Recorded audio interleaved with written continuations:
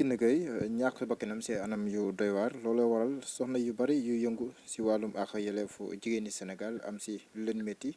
looloo waral tamit ñu seq waxtaan tey ji ak ki nga xamante ni moom mooy soxna Latifa Diallo Mbacké jiital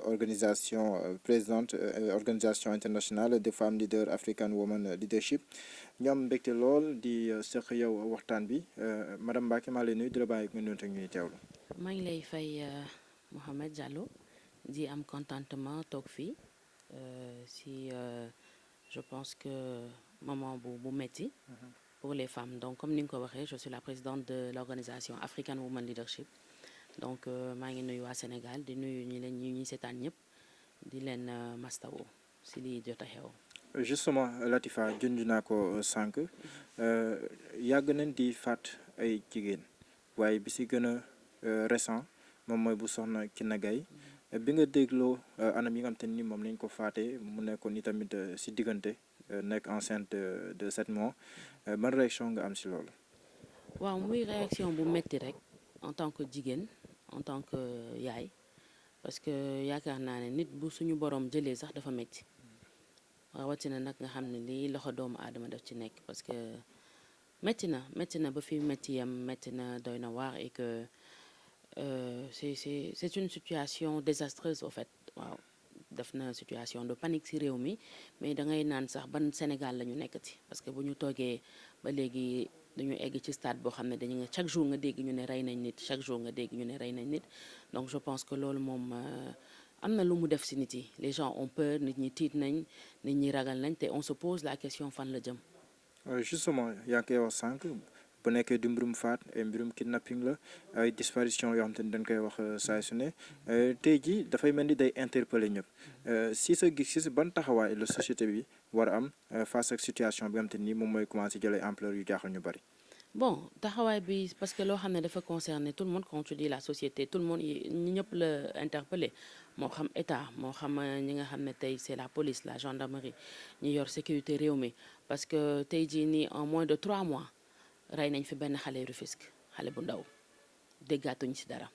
une femme de Tivaouane Peulh à 60 ans fekk nañ ko biir këram violé ko rey ko on a tué hier ñuy wax pareeguñu ñu rayaat keneen c'est que affaire bi du question de jigéen lañu mais bakkan la moo xam muy góor moo xam muy jigéen je pense que ñii di def ñaawteef yi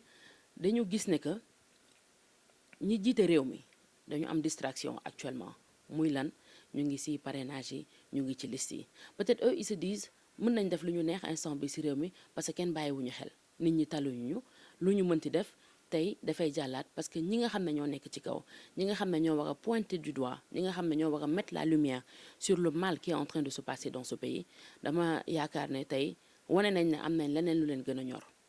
police ak gendarmerie nag ñu ngi def seen liggéey parce que da ngay dégg benn cas en moins de 24 heures 48 heures vraiment nga gis un résultat satisfaisant boo amoon la naqari loolu moo lay jiifal. même mbirum Kiné Gaye sax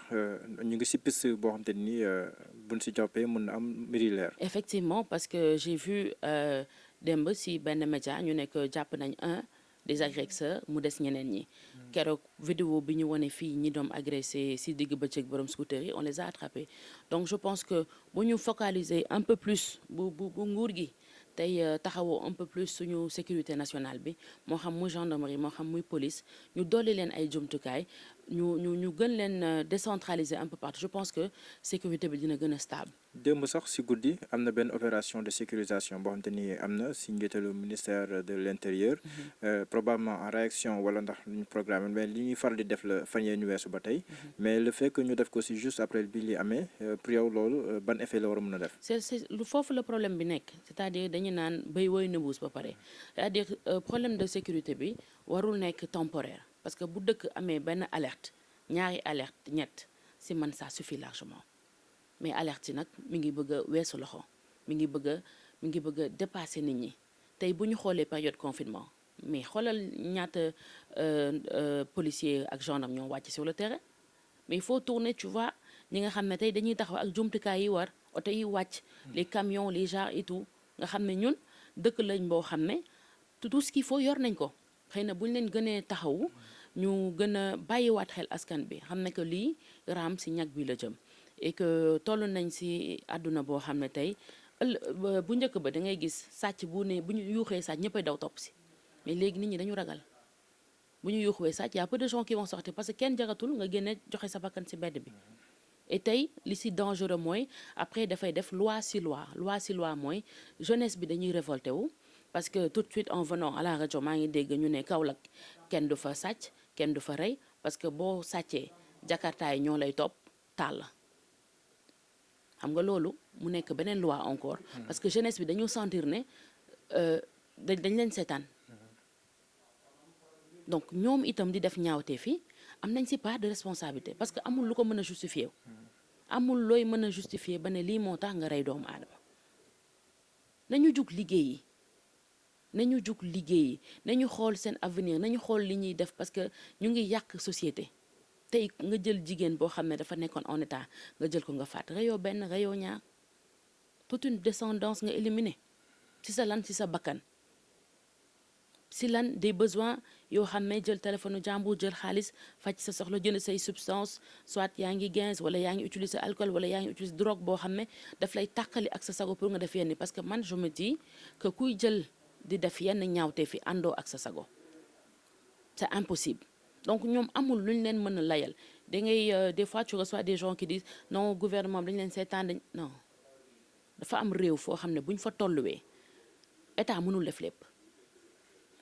mais justement yaa ngi koy wax sànq ci contexte actuel bi mais ndax bu ci yenn réew yi dañuy gis ne bu benn mbir amee day mel ni léppay taxaw ñu def taxaw seetlu ci lii xew. mais démb seetlu leen ne yenn saa yi yenn woy politique yi wala sax ñenn ñoo xamante ni dañoo bokk ci ñu dénk suñu réew. dafa mel ni mbir mi soxal leen ñu ngi seen i politique ñu ngi seen i conférence de presse ñu ngi woye ko fecc. loolu tamit ban message lay renvoyer ci genre contexte yu mel nii. waaw mooy population bi révolté wu leen rek seen silence boobu. loolu mooy wax jeunesse bi wut leen solution révolté wu leen parce que nañu waxante dëgg élection bu jotee nga gis politiciens yëpp wàcc ci terrain bi politiciens yëpp di buuxante ci plateau télé yi ñoom ñëpp ils veulent parler ils veulent se faire écouter pourquoi parce que bëgg nañ benn poste bëgg nañ tey président de la république bàyyi leen xel wala dara le drame je le disais à un ami ma ne ko xoolal de mes contacts à moi moo xam ngay ministre moo xam ngay directeur moo xam ngay maire tey dangay xool at bi yëpp duñu dugal benn poste statut drame am ak lu mu mën ci xew nit yi ni ñuy defee je suis kiné je suis ki duñu dugal duñ ci wax duñ ci intervenir mais il suffit que élection jot ku nekk nag def say collage ak président ku nekk nag commencé poster le bilan du président le président a fait ça suñu président loolu day wan nit yi ne que man lii rek moo ma ñor léegi ku mel noonu ne la damay doxal réew mi wala dama bëgg réew mi naka nga koy gëmee alors que bakkan bi gën a fort di faatu comme ça on tue les gens personne ne réagit tey du ministre de la femme boo dégg mu wax ci kaawu jigéen yi ñu génn gisaguma ko du yeneen ministres yi nga xam ne ay femmes lañ nekk ci gouvernement bi on ne les entend pas et ce silence dañ naan qui ne dit rien consent ce silence ça dit autre chose silence boobu day wane ne que tey sama yoon nekku ci tey dama lay jox exemple nga dem ci yeneen dëkk yi lu ci mel ni les États-Unis d'Amérique moi je te parle même pas des ministres mais première dame je vais prendre le cas de Michelle Obama c'était une femme boo xam ne une première dame boo xam ne xeebalul soxlaam kenn dara même dans les écoles da ngay xëy gis ñu ne la ok tey le lundi oh it's Michelle c'est la première dame elle est venue parce qu'il y a eu un cas une jeune fille elle a voulu se suicider elle s'est pas suicidée hein elle a voulu se suicider la première dame dégg ko dem ci école boobu waxtaan ak jeune fille boobu wax ko lan mooy importance éducation parce que daf ci jaar delloo si ko ba l'histoire de cette jeune fille va régler le problème de 1000 jeunes filles dans cette école nga mu nekk góor ak jigéen d'ailleurs but at the end of the day yow you don't know what's going on doo comprendre pourquoi ce silence pourquoi ce calme pourquoi tu ne les entends pas pourquoi tu ne les vois pas lu dul élection jot lu dul leneen am c'est comme si le cri de la population ñoru leen. d'accord si wàllum solution yi tamit gis nañ ne si benn wàll day mel ni ñii di jiite dañuy sori lool askan wi si sa xalaat yan mbir lañ war a mën a teg pour gën leen a jege pour di leen yee ak orienter ngir bañ ñu tàbbi si genre ñaawteef yi. waaw bëri na lu ci mel ni créer des centres d'éveil et de conscientisation c'est très important muy lu ñu seetlu ñu ñàkk ko lool ci réew mi actuellement parce que oisiveté baaxul xëy na ñii di def ñaawtee fii bu ñu gisoon benn centre boo xam ne mi ngi seen gox gis ay activités yu ñu fa mën a def moo xam benn métier bu ndaw bu ñu fa mën a jàng moo xam ku ñëw di waxtaan ak ñoom li leen wan importance su seen vie importance su bakkan importance su doomu aadama mais ñoom ñi koy def seen vie ëllëg parce que tey bu ñu seetloo am na benn defkatu lu ñaaw bu ñu jàppoon pendant des années ñu nekkoon fi bande bu rëy bi mu génnee nekk na mag mais lan la wax dafa regretter tey jii bu yëgoon il a passé toute sa vie en prison ñoom ñiy def lu ñaaw ils sont pas conscients donc je pense que centre de conscientisation yi bu bëri woon ñuy récupérer jeunes yi di waxtaan ak ñoom di leen wax ne que lii moo tax ngeen war a def lii moo tax waru leen def lii ñu xamal leen ne que yow dans 5 ans bu fekkee bëgg nga am baat ci réew mi bu fekkee bëgg nga egg fi wala bu fekkee tu veux être un père de famille ou une mère de famille modèle nii ak nii mu nga war a doxalee xëy na boo récupéré wul 100%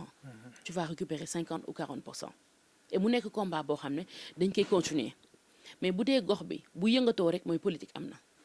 mais politique bu amul lépp dafa naan tekk bu dul xew di ngénte dara lépp dafa naan tekk y a rien bu loo xam ne y a des jeunes qui en veulent parce que nous on est sur le terrain tey boo xoolee organisation African Women Leadership on fait le tour du Sénégal dañuy wàcc sur le terrain on va à l'encontre des femmes mais si encontre des femmes boobu da ngay gis ay góor ou des jeunes yu taxaw ne xanaa góor ñi bokkuñu si kon nga xam ne am na ñu bëgg mais dañu gisul porte de sortie dañu gisul issue donc état bi foofu la war a intervenir mooy tey jii ñu ubbi yëf yi dafa tëju. mais tamit est-ce que war noo gën a jege parce que da ngay gis ay yenn gox yoo xam ne nii boo jéeg dugul sax ci biir Sénégal mais biir Ndakaaru da ngay gis ay yenn gox yoo xam ne nii police amu fa gendarmerie amu fa yenn saa sax yenn mbir yu bari ba day métti ci ñoom duñ ci jotee mu mel ni dafay am ñaari Sénégal Sénégal yu ñuy jiite ak ñoom seen Sénégal mu nekk beneen Sénégal loolu tamit est-ce que waruñu travailler davantage à briser ces frontières là. moom mooy tijji bi ma lay wax yëf yi dafa tëju il faut ñu tijji xool où se trouve le mal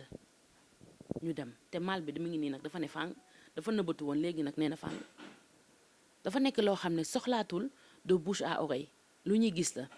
tey kenn xanaa gëmm moo ci am mais kenn du ne gisuma kenn du ne yëguma kenn du ne dégguma réseaux sociaux yaa ni fii les gens ils parlent les gens ils lancent des messages les faits sont transportés ñëpp a am téléphone portable smartphone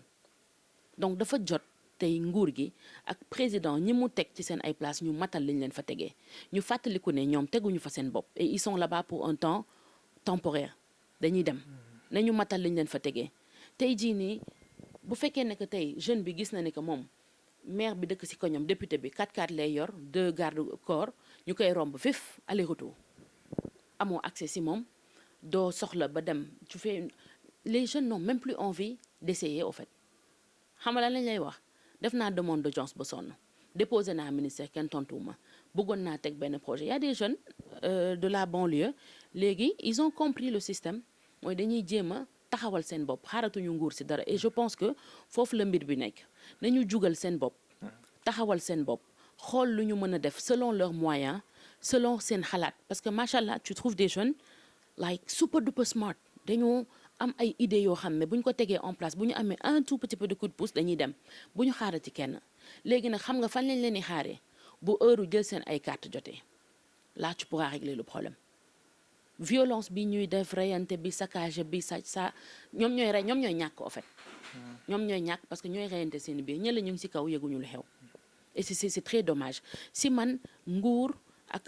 dëkkam ça doit être benn collaboration mais pas tey la basse population am c'est-à-dire une inaccessibilité totale du gouvernement c'est pas normal. D'accord amoon naa mbégte bokk yow waxtaan bi looy tàggatoowee Latifa. waaw lu ñuy tàggatoowee rek mooy di ñaaxaat nit ñi di wax ne nañu bàyyi xel